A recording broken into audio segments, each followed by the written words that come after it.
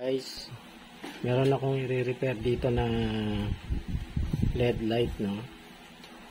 Medyo sandali lang yung buhay niya, nagkaroon na gano'n na. Nagkaroon na agad ng hindi na agad sumindi, no. Very sensitive yung kanyang LED. Pero susubukan ko may remedyo silang ginagawa diyan eh. Subukan natin yung mga ginagawa ng mga sa YouTube. Pero bibili pa rin ako ng spare na LED. Meron sa sa Shopee eh. Pero pansamantala titingnan natin kung ubra yung remedyo. Okay, bubuksan ko na muna. Yan, tinanggal ko muna yung gitna, no. Ayan. So ganyan. Pwede ko na sikwatin dito yan. Dito. Para matanggal itong cover ng ng LED. Mukhang nakita ko na yung trouble, no.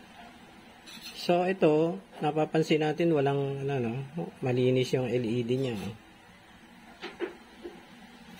Walang mancha, walang marka. So dito sa isang wing malinis din, no.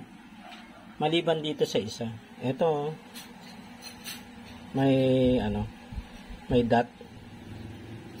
Ang ginagawa nila kasi diyan iso-short na itong isang LED na to. Mag-iilaw na yan. So susubukan ko kung effective. Kung effective nga siya.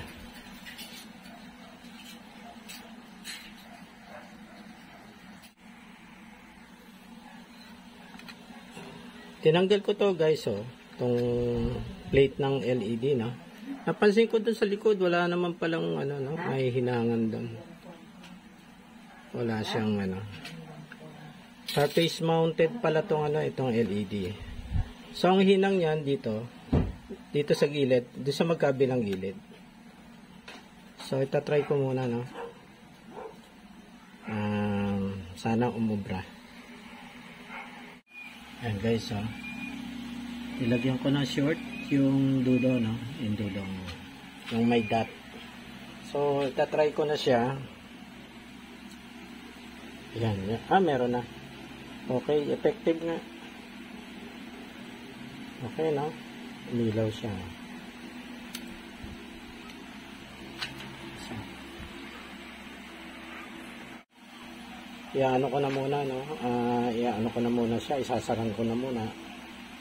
Pero pansamantala lang yan. Kung meron ako mabiling LED sa sa Shopee, anin ko siya, papalitan ko. Tatanggalin ko yung strap na yon. Kailangan mapalitan talaga ng ng LED. Okay,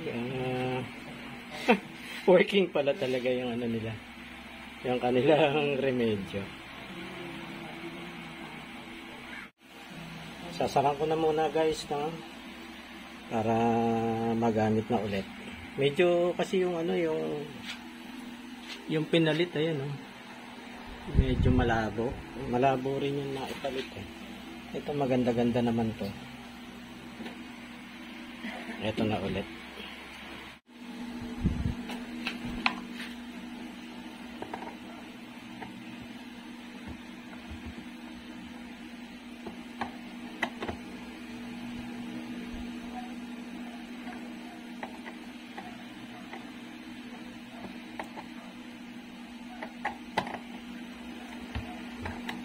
Guys, binabalik ko na, no?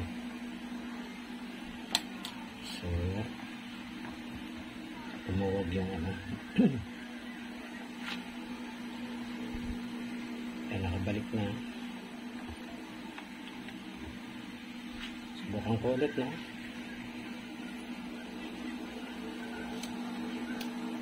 Oops. Saka nito ko nilagay. One more. Okay. Good. Nice. Okay, good. Tested okay.